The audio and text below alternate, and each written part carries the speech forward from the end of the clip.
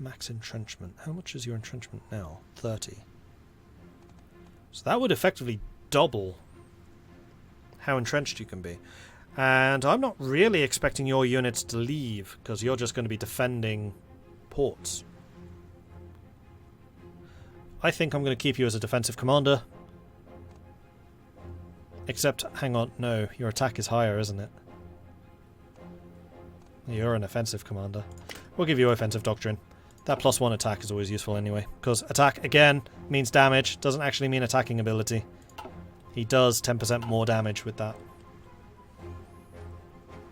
Actually, it's less than 10%, it's like 2.5.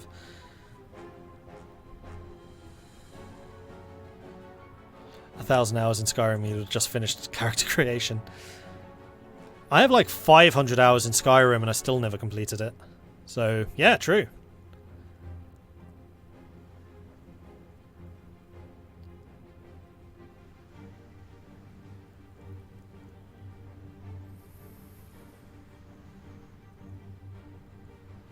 What plans do we have for this nation? Yes, we're staying loyal to Britain. This is an allied run. I am weird for a Hearts of Iron player. I prefer playing as the allies. I know that probably 90% of Hearts of Iron players like playing as the Axis. I don't. I like the allies. I like playing as the allies, and it's not even playing as America, because America. I just like the allies. I prefer their gameplay. I prefer being reactionary.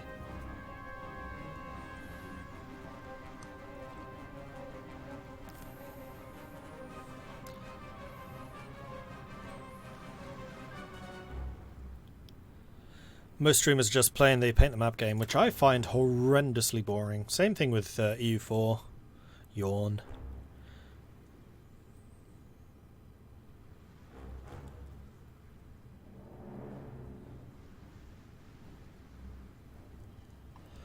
Right, we have enough political power, so we could make a change to our government. We could go up to partial mobilization straight away. There is actually a surprising amount of war support in this country for a country that doesn't want to go to war, which would remove the civilian factory penalty. It's gone. At that point, we can start building civilian factories. I think I'd still go for the infrastructure, but then there's less emphasis on that. And there's no point doing the step. This is one thing I don't like about vanilla, is you can just jump straight to partial mobilization as opposed to early mobilization, partial war. Much prefer Kaiserreich, where it's a step system. I also hate the fact it doesn't highlight when it's available. What else could we do? We could get the War Industrialist, which wouldn't be very useful. Eventually, maybe we'll get the Elusive Gentleman, though I doubt that we'll ever have the industry to really do a spy organization very well.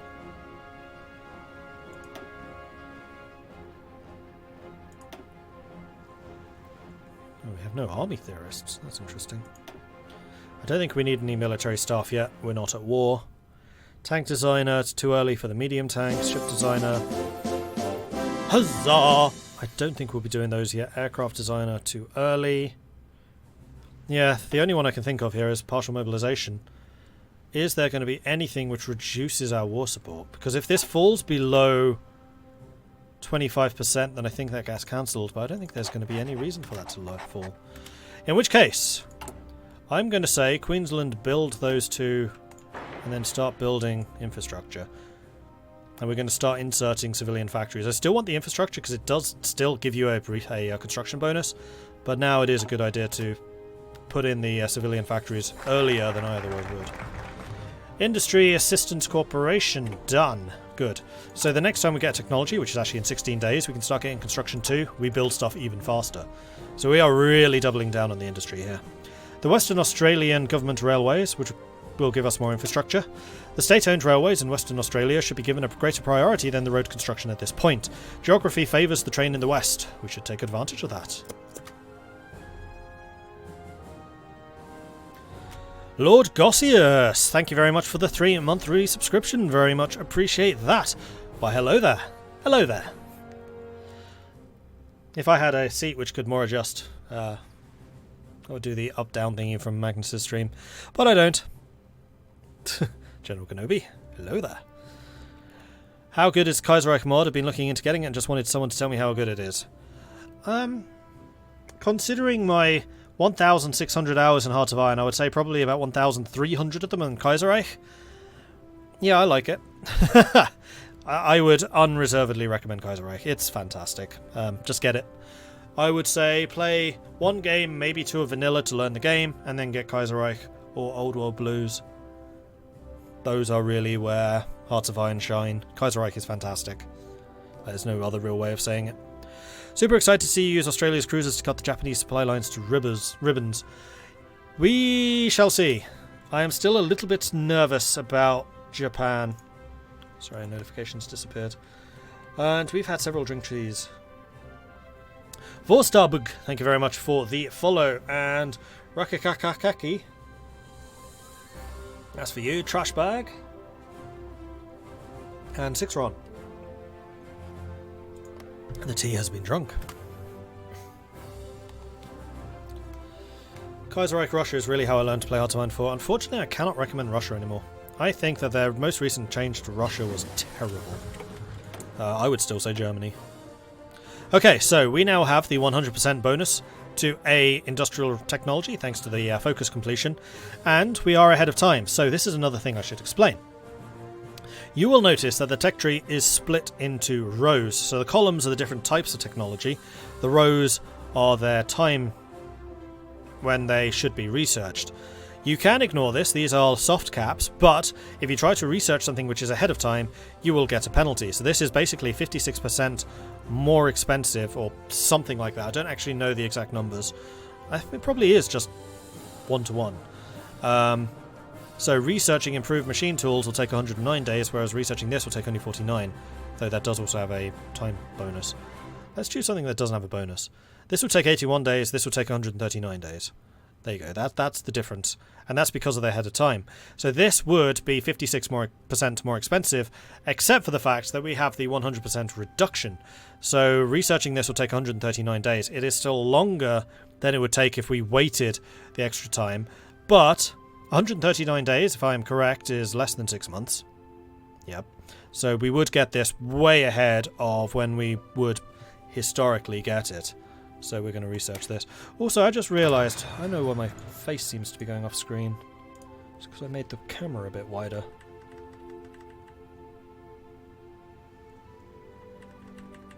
There we go. I think I might... Whoops. Oh, stop moving that. Still might keep it about there. Put you about there. Because I'm still covering the mini-map, which you don't need to see. Okay, that's fine. A wild Mordred slides into the stream. Combat begins! Cue combat music.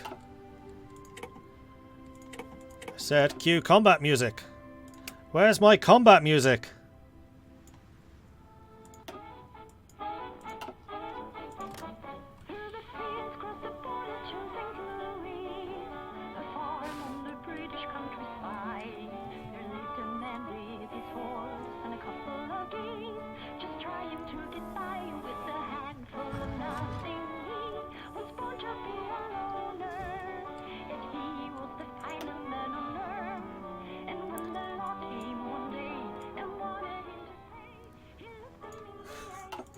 I love that song. Trash bag, another tea for you. Von Ragnar. Nationalist Spain declared war on Spain. Spanish Civil War has kicked off. So this is one of the things which they introduced with La Resistance, is the Spanish Civil War is actually kind of cool now. There can be up to 4 factions fighting at once. So at the moment it's just the Nationalists versus the Republicans, but the Republicans can then split in half into the Republicans and the Anarchists. And the Nationalists can split in half between the Nationalists and the Carlists, and all of them are at war with each other.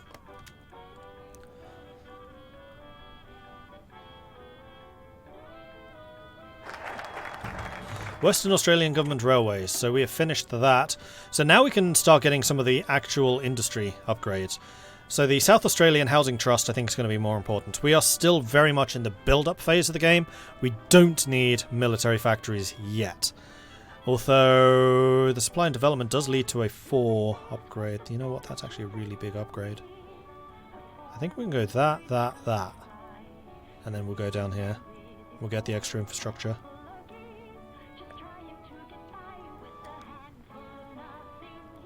That requires all of this. This requires civil construction. Oh man, we have to go all the way down here to get to this. Interesting. Okay. So let's get the South Australian Housing Trust, which will give us 2 factories and actually, more importantly, 2 building slots. I will explain why that's important in a moment. South Australia needs more industry and investment, so it will dedicate resources to a series of planned communities and housing improvements, especially around Adelaide. And this will give us 2 free factories and 2 free building slots. And that doesn't just mean that it's not using up slots, though it does mean that too. More importantly, having a province with more building slots means that when you do the research to increase building slots, like concentrated industry, you will notice that this is a percentage. The more building slots already in a province, and this is retroactive, the more you will benefit from things like concentrated industry. So if you have 7 build slots, then you get 20% bonus on the 7 instead of a 20% bonus on 5, for example. So those focuses which give building slots are actually really important.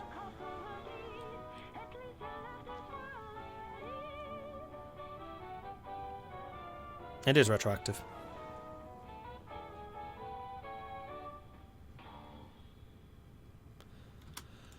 And we can modify the government again, although that's the cheap industrial concern, which I don't care about. Games of the 11th Olympiad. The 11th Olympic Games were recently held in Berlin, Germany. Attended by athletes from 49 different nations across the world, the 1936 Summer Olympics are the first in history to have enjoyed limited live television coverage. The Games were a significant propaganda victory for the German regime, which spent lavishly on the event.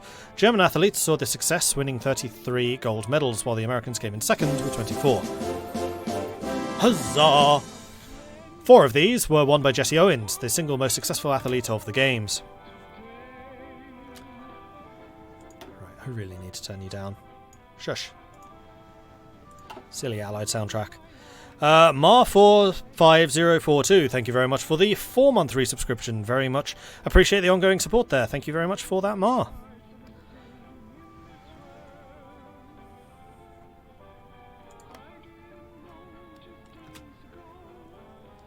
Yeah, Marshall, that song was the combat music I was asking for. It's the Allied combat tune.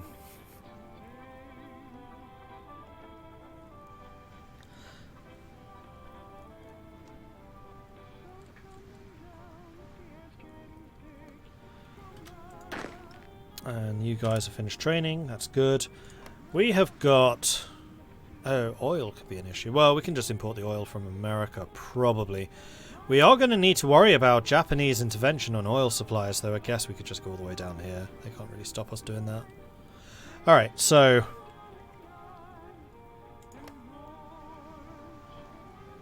Yeah, I think I'm going to train the fleet. Your upgrades have been finished. We will have you training as well. So in the same way that you can get experience for armies, you can also get experience for navies. The only problem with training navies is it does cost you oil, which can be a little bit more difficult to recover. So fuel supplies are shown up here. You will automatically convert oil into fuel, depending on how much surplus oil you have. And it will show you how many days worth of supply you have at current usage. Okay, new technology. We are going to get some more industry. So we're going to get the basic machine tools, which is a 50% bonus. The 50% bonus, by the way, is something which is special for the Commonwealth and is particularly nice. We start in the Commonwealth Research Programme, which I don't think anybody else has. So for every other country in the Commonwealth which has already researched something, you get a 10% bonus, up to a cap of 50%. So because the UK, Canada, New Zealand, South Africa and the British Raj have already researched basic machine tools, we get a 50% bonus to it, which is quite nice. It's one reason to maybe delay getting the popular technologies a little bit. Also, our focus is to increase tech sharing. Oh, really? Huh. South Australian Housing Trust is complete, so we just got the extra civilian factories. So we're now going to get the Department of Supply and Development. Up front, not a huge bonus, but then that leads to the 4 extra civilian factories, which is a huge bonus. In wartime, we need a special department to handle logistical and supply matters, ammunition, fuel supplies, and everything necessary to keep an army on the move. So when we first started the game, we had only 4 factories working. We now have 6. How do I get rid of the depression?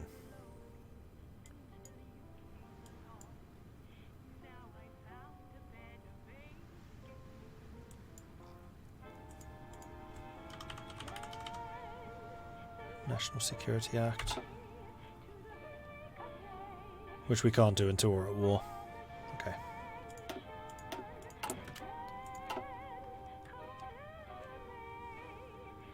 Does Britain AI do the Invest in Australia focus? They should do. Yeah, that's another nice thing that Britain has. Although they're currently fortifying East Asia for some reason. Britain has the Commonwealth ties focuses, which includes building factories in all of the Commonwealth nations. And if I'm playing as a UK multiplayer, I try and prioritise these as much as I possibly can. Because I know how important building up the industries of all of my minions is. Sorry, my allies is. I've played a fair amount as the UK multiplayer. I enjoy it. Alright, so we've got Construction 2, even though it's still October 36, and it's a 37 technology, which is quite nice. I think we should probably start thinking about doctrines. We don't want to fall behind on those. Do we want that? Or do we want Navy doctrine first?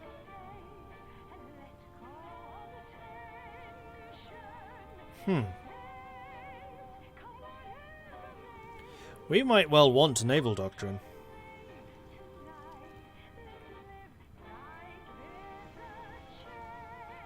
Nah, this isn't a poll thing. This is just a strategic decision thing. Getting better guns is important. Getting better... Oh, actually, no. You know what we need? We need sonar. I want to get these two and that so that we can actually get decent destroyers in the field. All of my destroyers and all of my cruisers need to have sonar. So let's get that going. And yeah, I do have political power. This is one thing I always forget to use. So, next up.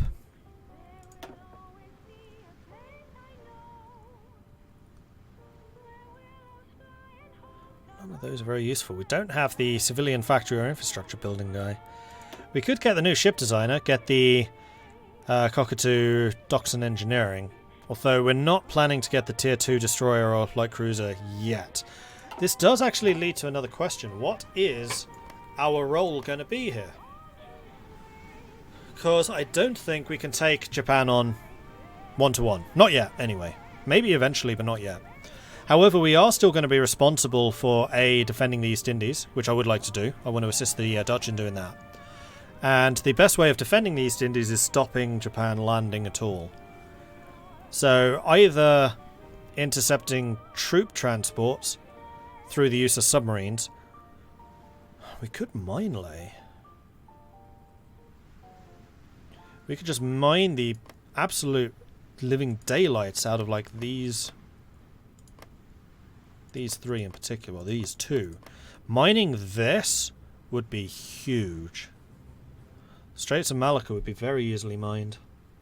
Never really done mine laying before. This could be interesting. And yeah, we want to protect Malaya. That's true.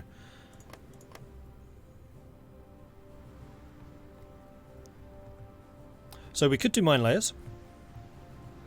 We probably want to do destroyers. Because I have a feeling that we're going to be defending the Dutch shipping while the Dutch can concentrate on building subs and basically hell-fricking the living daylights out of the Japanese.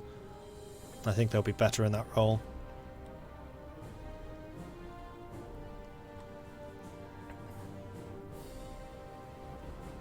Can I develop enough of a naval power fast enough to realistically hold off Japan? Early on, no. I mean, the thing with Japan is going to be how many dockyards they have. So currently they have between 19 and 26. So realistically they probably have about 23. 22, 23. Whereas we have 2. So if we started at the very start of the game building dockyards, we could probably have gotten up to 6 by now. And then by the time war breaks out, we probably could, if we focused entirely on that, have rough dockyard parity. But Japan has, what, 2 decades worth of naval build-up, so their fleet as a whole is just going to be so much bigger than ours.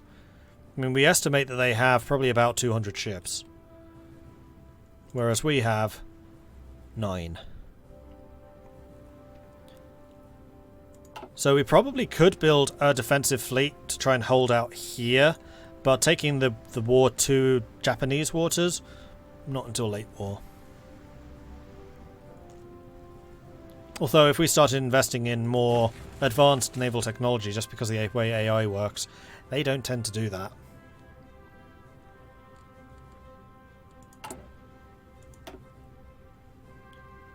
So what I'm thinking is, we'll do the recon, hit and run with the cruisers, we'll do convoy escort with the destroyers, maybe we'll try and build a battleship or two later, just to fight small scale encounters.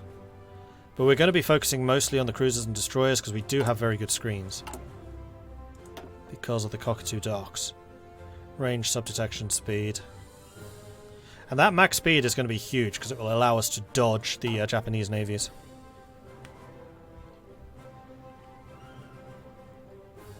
I did mention Australia as a large mining industry. That's true.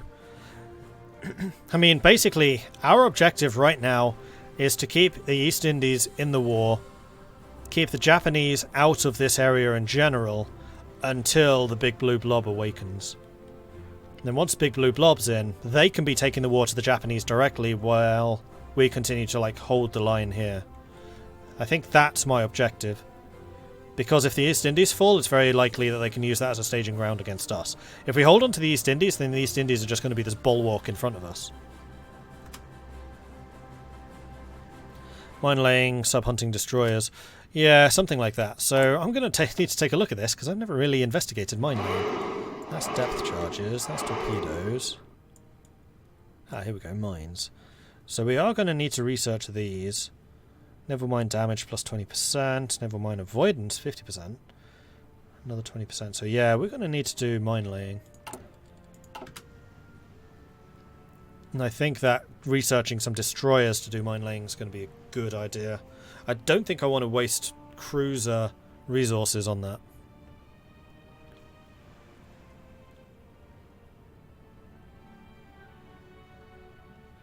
And actually the other thing we could potentially do is request license production from the UK. So if they research, for example, decent battleships, we could potentially license those battleship designs from them, which would save me doing my own research.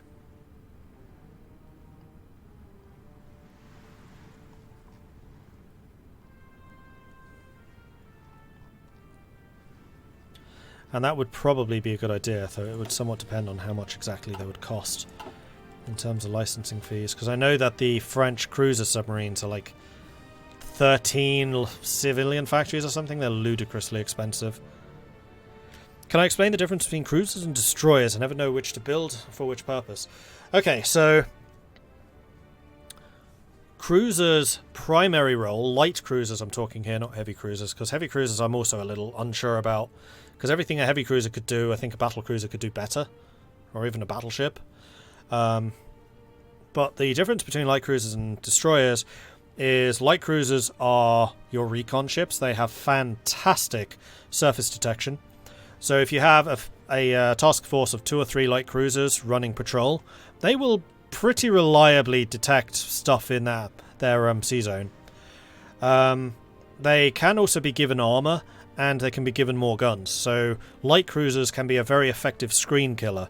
So you can basically equip them to kill enemy destroyers, which is important because destroyers are usually about 4 times cheaper than a cruiser. So you could effectively build 4 destroyers in the time that it takes you to build 1 light cruiser. Destroyers tend to be very good submarine detection. They have the best sub-detection rates in the game, although light cruisers can compete. They're cheap, which is the main thing, so you can just get a lot of them out. Destroyers are also the best convoys. So, not convoys. They're the best convoy escorts. So you want destroyers running convoy escort. They're also very good screens. So if you have destroyers with your main battle fleet, they're very effective. I mean, if you have a huge naval infrastructure, and you are able to build light cruisers instead of destroyers, then absolutely build your light cruisers. Bearing in mind the ratio is still the same. You still need 4 screens, regardless what type they are, to 1 capital ship. So you could go with 4 light cruisers to a capital. You could even go 1 light cruiser, 3 destroyers to a capital, which might actually work quite well, because the light cruiser would kill enemy destroyers, whereas the destroyers are just there as a meat shield. Also depends on how exactly you equip them. Like, destroyers can be actually pretty good at killing enemy capital ships, because you can stick a lot of torpedoes on them. Isn't it 3 screens per capital now? I saw that in the patch notes. However, the tooltips still say 4. So I'm veering on the... it would be nice if it was 3. But I am staying safe right now and saying 4. Plus 4 allows you some margin for error. If some of your screens get sunk, then 4 is better. Mordred enjoy Rule the Waves too. I've seen Ben play it several times. And my mind always kind of goes, oh, what? I think I need to sit down and watch it more, because usually when I'm on those streams I'm very much in, out, in, out. Right. New industry. So we have just gotten basic machine tools. I think we're going to go for a concentrated industry. We have the 50% research bonus. We don't really need dispersed. I don't think we have any real bonuses to production efficiency. And I personally, and this really, I've got to say, this is purely down to personal preference. I don't think there is mechanically any real massive difference between these two, unless, I would say, in your focuses you get production efficiency bonuses, in which case dispersed is definitely better. But if you don't have production efficiency, it's much of a muchness. I just prefer concentrated.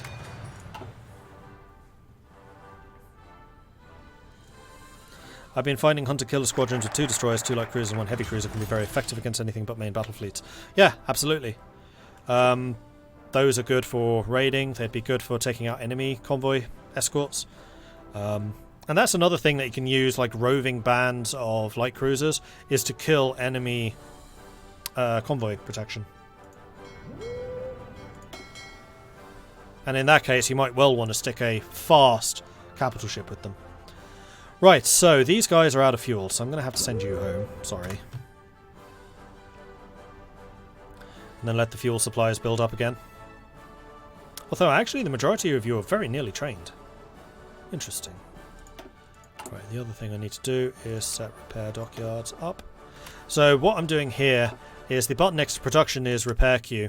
You generally want to keep this number ticked up to the number of dockyards you actually have, because this is basically putting a cap on how many dockyards you will use for repairs. If there are no repairs to be done, none get used. This is simply the maximum cap. And generally, if you have ships coming in that need repairs, you want to get those repairs done, so just max it out. There's no real reason not to. Okay. Oh, I can't get this until we have the Civil Construction Corps. I'm an idiot. I should have just gone straight for the Lithgow Small Arms Factory. And then just... this is just going to lead to the 2 infrastructure. Is that really worth it?